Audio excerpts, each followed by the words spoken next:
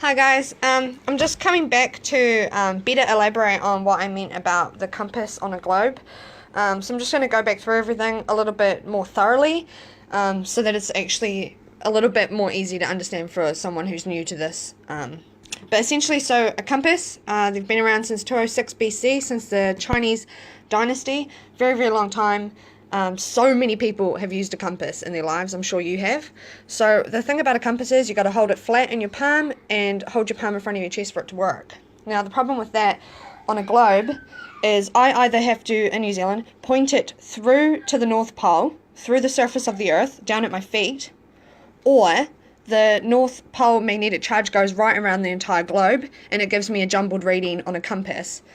The reason that we don't experience that is because this globe is a lie. We live on this. So when I'm standing in New Zealand, which is up here, and I'm pointing my compass flat, it's pointing straight to the North Pole. The North Pole actually isn't actually in, in the actual North Pole. It isn't actually there. It is slightly off on an island by Canada, I believe.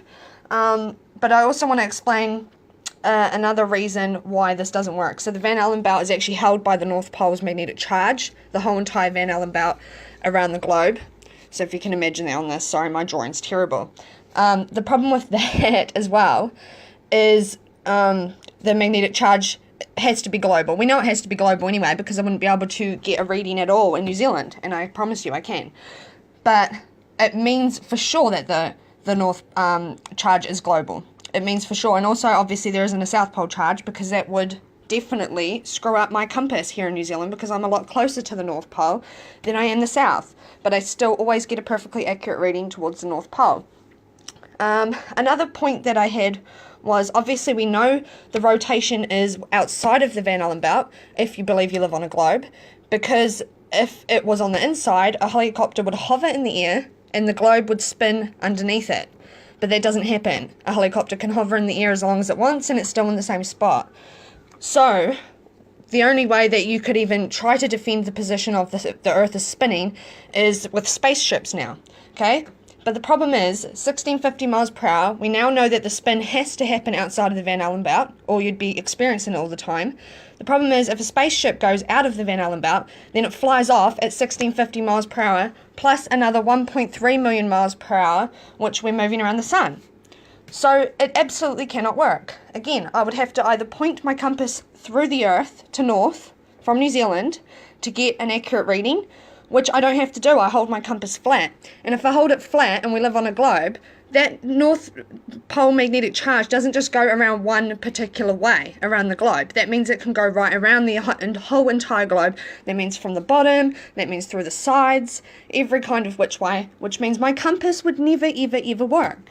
Now again, we've got to remember that this was built in 206 BC, the first compass, and they believed the Earth was flat because it was obvious from using a compass. It was absolutely obvious. They understood science better than we did, and that is why they thought the Earth was flat. They weren't stupid like what we were told.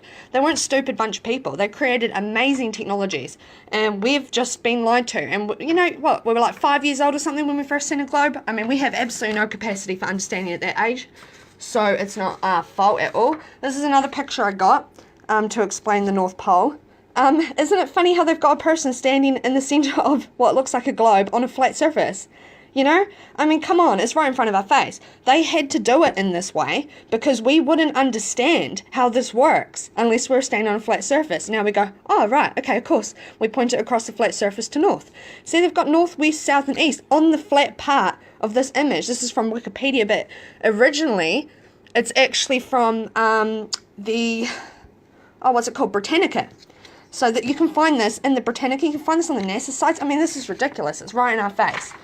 So, of course, there's other points. Water always level, Earth's always level, sky's always level. Everything's always in our line of sight in the horizon, which means we are on a flat plane. But regardless, if a spaceship left, it would fly off at 1650 kilometers an hour, and plus 1.3 million miles an hour that we're going around the sun. And it doesn't happen. And again, I don't have to point through the globe to north. I hold my compass flat, which means that this North Pole magnetic charge is going right around the whole entire globe to me.